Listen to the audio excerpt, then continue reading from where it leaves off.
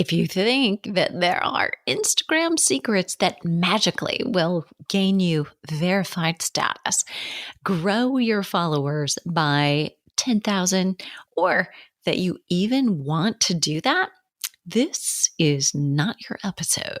Hey, I'm Deborah Atkinson, and you're listening to She Means Fitness Business, the podcast for female fitness entrepreneurs and health coaches who are most likely themselves in midlife or later and supporting women in midlife or later. Because let's face it, the marketing that's going to appeal to them is very different than to anybody else. And I'm also sharing on the regular, but less frequently, some tips on actually how to help your menopause clients get better results with the updates on science as they come in and supporting what happens between the ears and why someone might be self-sabotaging, even though you're giving them all the right things and they seem like they're totally on board. You're in the right place if that describes you. And this episode is all about Instagram secrets. And before I launch here, I want to make sure that you realize this. I am no social media influencer, meaning nothing I have has gone viral, meaning you're not going to jump onto my Instagram and see that I even have 10,000. You might by the time this comes out because we're close. Or that I've got 100,000, that'll be ages. But frankly, I don't care because I know a lot of cheaters, for instance, who that's done them no good. In fact, it's done them harm to have purchased something like fans and followers that supposedly boost, your popularity and act as social proof, but it actually hurts the delivery of what it is you're posting that's meaningful to the people who actually want to see it. What I care about, and I think what you care about, is whether you're able to monetize it. So if you are an influencer who literally simply cares about getting more people so that will attract brands, businesses that want you to promote their products. Again, this is not for you. But if you are literally a trainer or a health coach who wants to work with individuals and help them improve the quality of their life, feel better, more confident in their own skin and about themselves, then this is the right place. So I'm going to share with you 10 Instagram secrets that I've learned from working with some of the best and that have worked for me. And let me point out why we go astray, even if you've heard some of these. And my guess is you've heard many of them before. And that is that we're seduced by something that feels like it's going to be a much quicker fix. So I'm going to give you all 10 of these. And I'm going to actually start with the 10th. Okay. And we're going to count down Letterman style. This is from an Iowa girl. And if you didn't know that, little trivia today, David Letterman is an Iowa guy. So in Letterman style, here we go from number 10. Look at your best performing content. And even if you think, you're kidding, I have dismal results, I have dismal followers, nobody engages, I get 7 people liking, or sometimes I'll play a video and maybe I'll get 35 people looking at it. But you do have best performing, no matter what. I mean, if you've only posted for a few months, you have some things performing better than others. So you're going to take that best performing content and you can do that a couple of different ways. So I like to look at the videos, and if you scroll and you roll over and go to your reels or you go to your videos, the longer length ones, you can see how many views has each had. And that's telling. Now, of course, the ones that have been up the longest are going to most likely have the most views.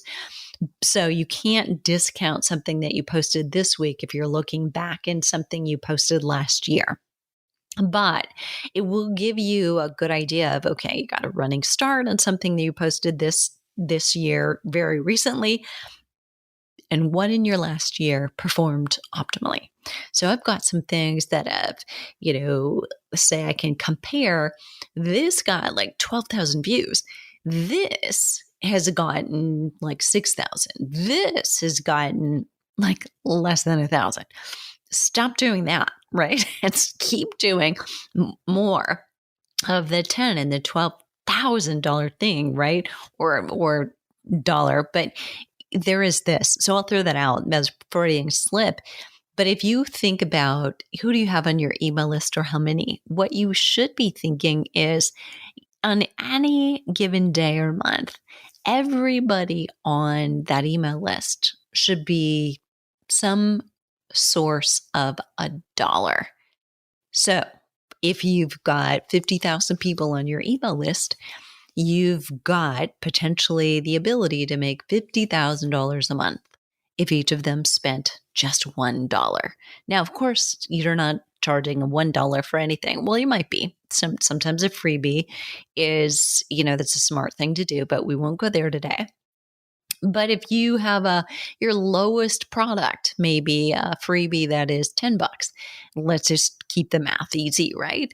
Now, how much could you make in a month if you sold them all the freebie? Now they're only going to buy that once, so you can't do it every month, but you get the idea, right? So look at your best performing content, and your numbers are not lying. If you tracked when you posted, like the time of day that you posted, ideally you did. And I would start creating a spreadsheet and a content grid and record. What did you post? What was the topic? What time of day did you post it? Because that matters. The faster something gets legs underneath it, like a lot of views, the faster it helps you, or the more it helps you. So the algorithms in Facebook and Instagram, they all look at that. Like if something gets views right away, that's like, wow, this is hot. This is picking up. Even if it's not all that hot, it's just warm. And that is still a good thing. So create that and also post what did you post? Was it a video? Those are generally going to outperform anything else. But, a stunning picture can also do it. And so could a quote that is just beyond that people identify with. So look at it. Did I post a quote or a meme, or did I post an image, or what was that of? And did I post a video? All of those things you want to be documenting and look at, here's the most popular, and you will start to see a pattern or a trend. Maybe if you've only been posting for a month, not a big one, but after a couple of years, definitely you'll see a trend. All right, number 9. Gather like-minded friends with similar sized accounts as you, and ideally, maybe all in the fitness space, all in the health space, or in the space of wanting things that your demographic, your target market, your ideal client want. So you could have a stylist there, you could have a makeup artist there, you could have a nurse practitioner there, you personally could be the fitness or the health coach there. You could have a wide assortment of people who, as they post, you will like that. And you share that and you find a group and you keep that group alive. And each of you make your post, and then you're going to share it to the group. And as soon as everyone in the group sees it, or each of them one by one, you're going to like it. You're going to, make a comment on it, because that will give it lift right away. And again, what happens right away does matter. So it's not like over time, but because we know that's a guarantee it's going to continue. But if it gets a lot of lift right away, that is helpful, and support each other. Now, here's the thing I had to mention again. This group of people should be like you. Same amount of followers and fans as you, or very similar. So you can't go liking somebody who's got 10,000 people and you're still kind of struggling, at a couple hundred, or just, trying to get things started and have more engagement. You want definitely not to go get somebody who's got, over 100,000 fans and followers. You need to find a little community, and all of you will rise together. And that will be fair. It will be equitable, and you'll all feel good about it. All right. Number 8, counting up, counting down, depending, prime your audience. So if you're going to post and you know it, I turn on my phone, I go in there, I'm looking at things, and I'm going to all of the people that I've chosen to follow, and I'm looking at their posts and I'm liking them and adding a comment. Like them, add a comment. Maybe I share it to my own stories, but you're warming it up. And what happens on your phone? I mean, if anybody has notifications turned on, you know what that's like. You're seeing, oh, somebody liked it, so it's like conversation. Then you post and you've primed them. So they're more likely to see what you've just posted. That's important.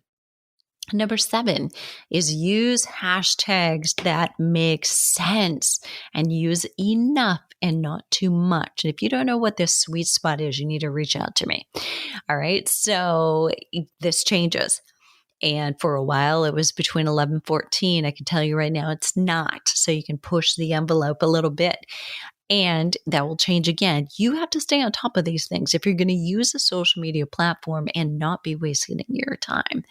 But here's the thing, no matter what you're posting, so if it's a quote or it's a video or it's an image, and then in your post, the text and the copy that you use, you have to mimic those words. You cannot color outside the lines. So if you are writing, you're sharing just a picture maybe of you at the beach, and you're just using that to get eyes on it because that's an attractive picture, right? Then your copy, your post is talking about, de-stressing, and how cortisol builds up and how getting away and the water and the sound of the ocean and things you like to do. Maybe it's just all about stress in that post. And then at the tags, it should be all about, life's a beach and reducing stress, reducing cortisol. And little words picked up in the copy, you can post those. But what you can't post is something that is like menopause fitness specialist. And yes, I hope you are, and you've already gone through the program and the course, and you're using the logo. But if you didn't talk about that in anything, in words in your meme or your quote in your video, if you posted a video or in your copy, it's out of the blue. And it confuses the algorithm, so you won't get any traction. So just because that's a label that you love and you want to be found for, if you didn't talk about it, that you are a menopause fitness coach, and maybe you work that in by being a good copywriter. As a menopause fitness coach, blah, blah, blah. And then you go on to do it. Now you've kind of made it eligible for using as a hashtag. See what I did there? So make sure you're using them and they make sense, and find your sweet spot. Number 6 is make a call to action in every single post, but, big but, not to buy. That's not what you should be doing. If you do it, it should be extremely rare. If you're posting and you're saying this program starting now, last chance to get on the program, and that's what you're posting, and you have low engagement, that is why. And your low engagement is probably not coming over to your program, because that's not why they're on social media. They're on social media for kicks and giggles, to see their family, to be reminded that they are smart and skinny, right? I mean, so we all want a little better version of ourselves, and we're trying to distract ourselves from the life we're living day to day, moment to moment.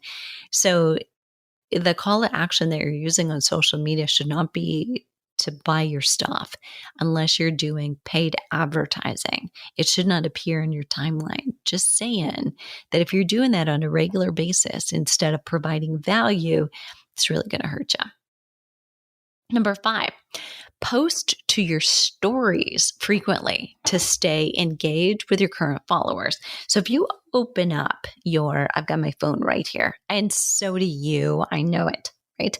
So I want you to open up your phone and I want you to look at your timeline. And then I want you to go out just to like homepage and look at all things. But what happens is you see like your story on the far left, and then you see like other people you've talked about and other people, right? What you're doing if you post frequently to stories, and what I mean by is every hour or couple of hours, if you really want to bump things up, you're posting on there like 12 to 24 times a day. I know it's a lot, but you're posting your lunch, you're posting something else. All those things so very important in staying top of mind, because if somebody's going to that, they're getting to know you, they're following you, they are learning what you're having for lunch or thoughts throughout the day, how you relax. And I know that seems like, oh my gosh, overkill. But you've got to, if you're going to use the platform, you got to play the game. Stories, what keeps you top of mind and keeps you engaging with the people who are following you. When you go to your insights at the end of the week, depending on when you do that, we do it recording on Mondays. How are we done? And I'm probably in there more looking at what was the engagement, on this most recently over last 7-day or last 28-day period. When you look at that, you will see if you're using stories significantly, your engagement also goes up. All right. Number 4, you're getting close. Post good content. Okay, does that go without saying? But I'm not done.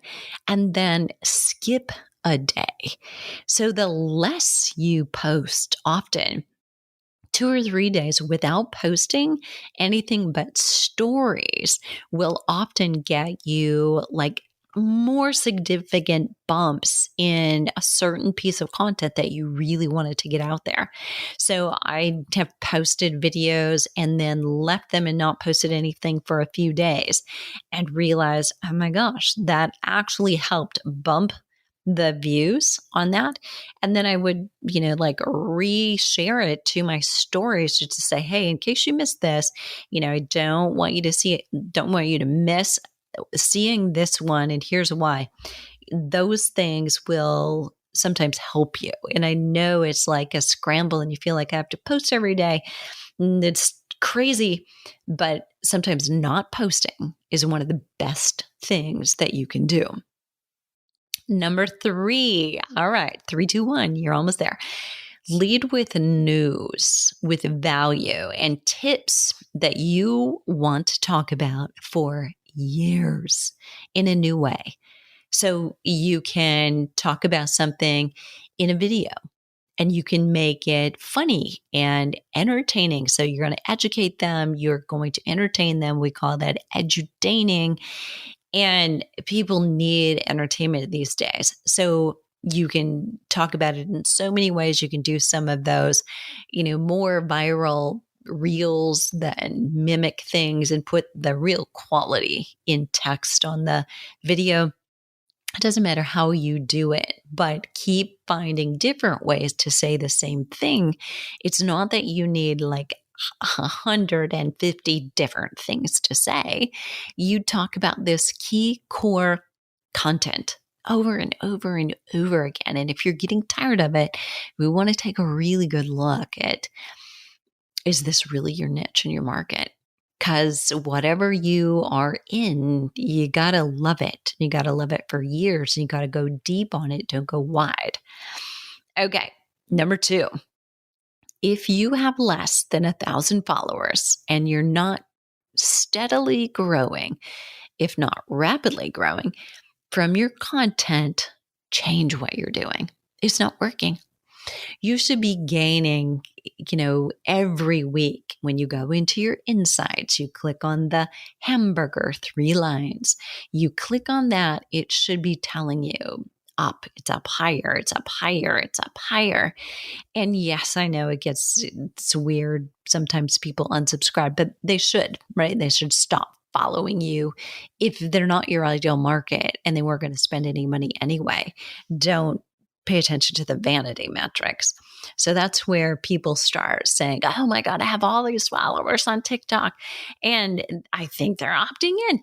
But if you're not making money, if the conversion from they went from a social to your email, that's great. That's one level of conversion. Did they go from your freebie to your paid? That's a second level of conversion. And if there's some kind of miscalculation there, like we got the wrong people coming in because they don't want to spend money. They love free, but they're not willing to spend money. You got to realize, if I were a lawyer, a doctor, a realtor, what social media would I hang out on? What do I do? So think about, where are they? And maybe ask those people. Okay. Number 1, post good content that connects and relates to your ideal customer. I know that seems like, are you kidding me? That's like forehead slap. That was an easy one. I could have written that myself. But often it's so very easy to start copying. Like somebody else posted something and it did really well for them. And so you almost copycat it, which please don't do that. Like you're not them. If you didn't come up with it because you're studying your audience and what they want and what they find frustrating and what would make it easier to reach a solution, those should be the ways that you sit down and figure out, what do I need to share with them that will make what they're doing less frustrating, make it easier for them to get what they want, and make something that's confusing to them more clear. There's 3 little areas right now. Take a yellow legal pad and create 3 columns and come up with content and say, what would that be? You should be able to fill that, if not 1 page, more than that, and that will give you content forever. That is from you, your heart, directly to those customers you want. Again, you can't copy somebody else. You can't mimic what they're doing or their voice. So be sure that it relates to your ideal customer. It is okay to get ideas and say, oh, that was really good. But then go in there, do surgery. What was really good about it? Was it the way they delivered it? Was it that it was humorous, even though it's a serious topic? Was it that, oh gosh, this is a question so many of my customers have too, but then create your own spin on it. Okay, there you have. Here's the biggest one, though, of all of them. If we come back to the most important, stop promoting your programs in your timeline, at least blatantly, right? So with images of the name of your program, the title of your program, and it's starting now. You can promote in the copy, but share your life. Be social. It is social media after all. So that promoting programs, that's for email. It's for paid advertising. And you can earn it if you rarely do it on social. Just very rarely you can if you've grown a following and engagement. But did you notice big accounts? Almost never do some of the biggest and best influencers promote their own program, except in paid ads. So what makes you feel you should, right? Stop ignoring what your followers and what they struggle with to reach more people. And what I mean by that is stop ignoring what your followers struggle with. And you will also stop struggling with your own post. You will have the magic and the secret sauce. Listen, because they're telling you. You're getting feedback about your content, even if it's crickets. They don't really care. But it may be your hashtag strategy. Maybe you've got great content they would like, but they don't find it because you're not using your hashtag strategy well, or maybe you're just overpopulating your timeline. So even if you are gaining traction, you got some data there that can help you. So social media, just like fitness, is a result of good habits. Right now, you're seeing the results from the habits you've had so far. So like we say to our clients, if it's not working, let's change it and change the habits. I'm going to put in the show notes today a resource. So it was a book I wrote before the pandemic, but is still applicable. It's called The Health and Fitness Professional's Guide to Social Media Marketing. And I published that with Healthy Learning. And it gives you, and this is a reason I said to the publisher, I said, are you serious? You want me to write that? Is that, it's going to be outdated before we even go to print, right? Because things change. He's like, I know, but we got to have one. And the one we have is really terrible. I'm like, yeah, you're flattering me like left and right. But what I said is I'll do it on one condition. And that is that I can really write to marketing the big picture. And that's what I did.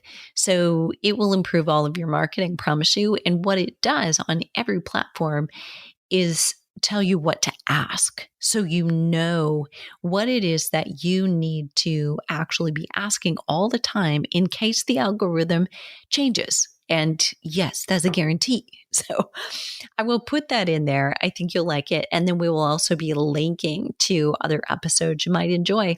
If you are a trainer or a health coach who works with women in menopause, I'm going to link to a couple of things that may help them, which are 3 ways you can help them sleep better so that they can get the results from working with you.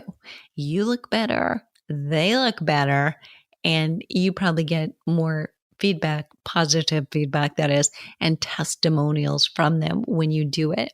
We'll put that in the show notes as well.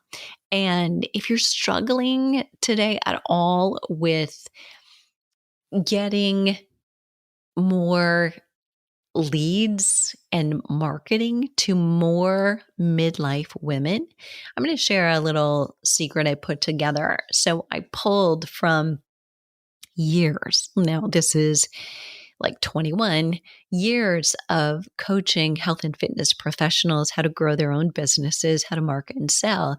And I pulled 5 days of the best content. And if you will do the work with me 5 days in a row, and I promise it won't take hours, but you will have to dedicate, 30 minutes at least every day to doing that homework. By the end of the 5 days, you will have a much better idea of how to market in a way that is effective to attract more midlife clients. I will put that link in the show notes as well. And what are you waiting for? The world needs us right now more than ever. And listen, social media does work. Just want to be sure you're not spreading yourself too thin. You're on the right platform and you are honoring that platform.